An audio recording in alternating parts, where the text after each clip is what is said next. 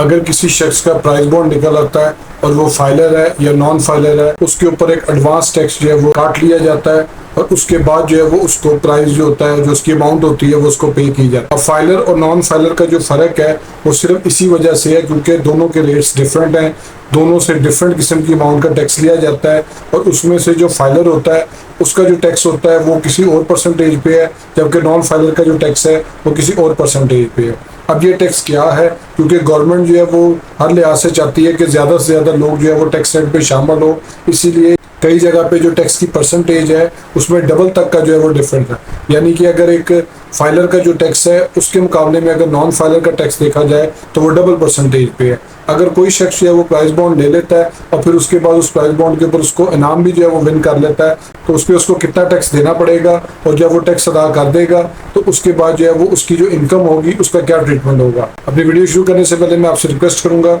मेरे Facebook page को like करें, यूट्यूब चैनल को सब्सक्राइब करें ताकि ज़्यादा से ज़्यादा लीगल इन्फॉर्मेशन जो है वो आप तक पहुँच जाए। मेरी आपसे रिक्वेस्ट है कि मेरी वीडियो को पूरा ज़रूर देखा करें ताकि जो लीगल कॉन्सेप्ट है, जिस टॉपिक से रिलेटेड मेरी वीडियो होती है, उसके बारे में आपको डिटेल में पता लग सके। और मेरी वीडियो पे कमेंट किया करें, शेयर किया करें ताकि ये जो नॉलेज है, ये जो इन्फॉर्मेशन है लॉज को लेके, राइट्स को लेके, वो ज़्यादा से ज़्यादा लोगों को ट्रांसफ़र हो सके। अब आ जाते हैं अपने असल टॉपिक की तरफ कि ये जो प्राइस बॉन्ड है इसकी टैक्सेशन किस तरीके से होती है। अब से कुछ अर्सा कबल गवर्नमेंट ऑफ पाकिस्तान ने जो 40,000 से ऊपर के प्राइस बॉन्ड थे उसके ऊपर बैन लगा दिया था और उसके ऊपर उन्होंने कह दिया था कि अब एक सर्टेन अमाउंट से ज़्यादा जो प्राइस बॉन्ड है वो कोई शख्स ना खरीद सकता है, और अगर वो खरीदता है उसके ID कार्ड की कॉपी ली जाती है और उसका जो है वो पूरा हिसाब किताब रखा जाता है। और इसकी जो टैक्सेशन है वो बड़ी सिंपल वे में है, क्योंकि जब आपका प्राइस बॉन्ड निकलता है जो आपकी अमाउंट होती है वो जितना उस लिस्ट के मुताबिक जितनी अमाउंट का प्राइस बॉन्ड होता है उसके ऊपर जो लिखा होता है कि 200 रुपये वाला प्राइस बॉन्ड है, 100 रुपये वाला प्राइस बॉन्ड है, 750 वाला है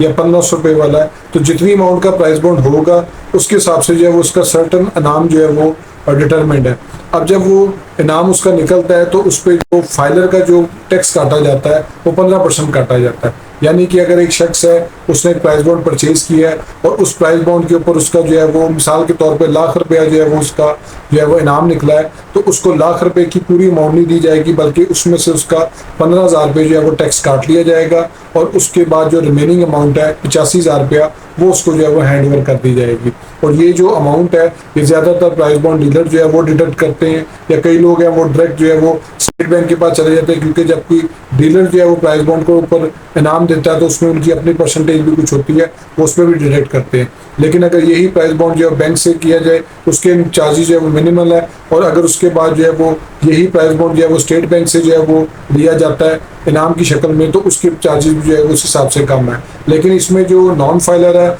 अगर वो ये सेम प्राइस जो है वो अमाउंट विन करता है और उसके बाद उस प्राइस बॉन्ड को वो कैश करवाने के लिए लेके जाता है तो उसके ऊपर जो है वो उसको 30% जो है वो टैक्स देना पड़ेगा। यानी कि फाइलर का रेट तो 15% हो चुका अगर वो उसका नाम निकलता है, लेकिन इसी तरह अगर वो नॉन फाइलर है और उसका नाम निकला है तो उसको डबल टैक्स जो है वो देना पड़ेगा। और उसका ये जो टैक्स है कई दफ़ा ऐसा होता है कि वो 30% जो है वो उससे डिडक्ट कर लिया जाता है। कोई भी विदहोल्डिंग एजेंट है जिसने देखा कि इसका प्राइस बॉन्ड निकला है और वो उसके पास कैश करवाने गया है और उसने उसका जो है वो टैक्स जो है वो काट लिया उससे नॉन फाइलर की 30% के हिसाब से, क्योंकि हमारे यहाँ पे काफ़ी तादाद ऐसी है कि नॉर्मल फैमिलीज़ हैं जिन्होंने अपनी इन्वेस्टमेंट जो है वो प्राइस बॉन्ड में रखी हुई है, किसी ने 100 की सीरीज़ ली हुई है, किसी ने 200 की सीरीज़ ली है, लेकिन उस सीरीज़ के ऊपर जब अगर कोई नाम निकलता है जब वो नाम कैश करवाने जाते हैं तो उसमें उनसे नॉन फाइलर का रेट टैक्स चार्ज कर लिया जाता है। जबकि कई दफ़ा ऐसा देखने में आया है कि उनको जो है वो बाद में फाइलर करके उनको बताए बगैर, उनकी मर्ज़ी के बगैर, और उनका जो टैक्स है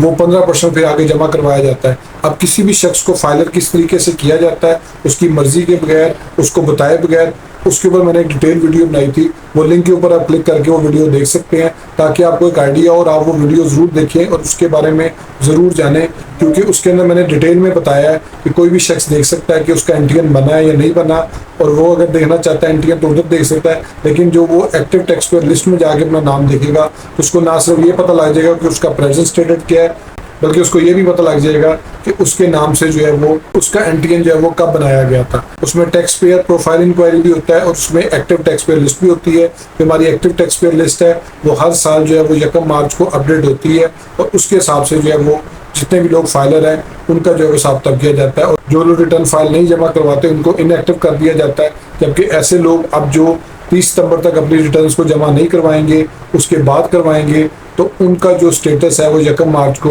लेट फाइलर की कैटेगरी में आ जाएगा, यानी कि उनके ऊपर डिफरेंट टैक्सेशन जो अप्लाई की जाएगी। तो दोस्तों आपको ये वीडियो पसंद आई होगी, मेरे फेसबुक पेज को लाइक करें, यूट्यूब चैनल को सब्सक्राइब करें, ताकि लीगल टॉपिक्स पे इसी तरह एडवाइस मैं आपसे शेयर करता हूँ। Thank you for watching.